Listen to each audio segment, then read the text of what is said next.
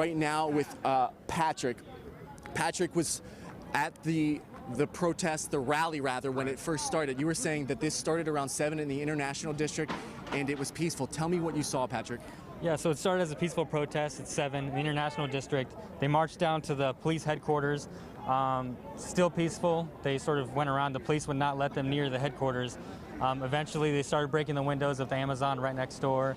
The police started pushing them back. They started pepper spraying them. Half sticks of dynamite were being thrown. It was pretty tense. People were crying. People were arrested. You know, people Tell me were what hurt. you saw specifically. You saw people put into handcuffs? Yes, there was at one point a bunch of police on bikes would rush down and took a couple people down, handcuffed them. They were shouting for them to be released. So definitely some people were arrested. I want to ask you, Patrick, at its largest, how many folks were here at this rally, which you say originally started as very peaceful? Man, that's kind of hard to say. Hundreds, dozens, more than that? Definitely more than hundreds. Definitely more than dozens. I would say about 100, 200. It's really spread all over, and the crowd kept getting bigger and spread out. Who knows how many people were here? At the beginning, Patrick, when folks were talking, you said there were speeches. What was the message that they were saying? You know, what is this now from? What were folks saying earlier in the night? Mainly for George Floyd. There's a lot of protests and riots around the country right now, and this was sort of Seattle's part in that, to be, you know, a part of those. And just like the rest of them, things went wrong, I guess. I'm curious for you, as you've been here for the whole time, I've seen some moments of just high hostility. About 20 minutes ago when we saw that person break into that window, have you seen anything more intense than just within the last few minutes? Within the last few minutes? Specifically throughout the night, is this the most intense that you've seen it? There were people throwing rocks at cars, spray painting buildings. I would say the dynamite going off, a couple sticks of them going off in the streets were pretty intense. Cops were restrained. They didn't start shooting or anything, but just the sounds of those bangs and people screaming and running around was pretty intense. What's it feel like when you hear that with the knowledge of everything that's happened this week throughout the entire country? It definitely makes your heart drop.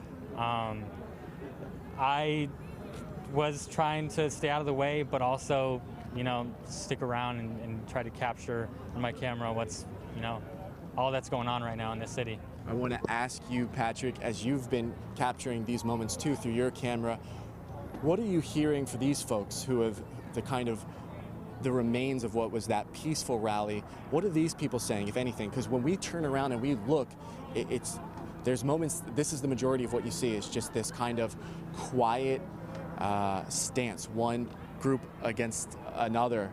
As I was here, I heard, you know, some of the things that people are saying. Is there any specific thing that people are saying right now that you're hearing, a reason for this? A lot of F the police, you know. Just anger. Lots of anger, definitely lots of anger. Some people here just to be a part of something. Sadly, there are some people who walked off at certain points saying, you know, this was supposed to be peaceful.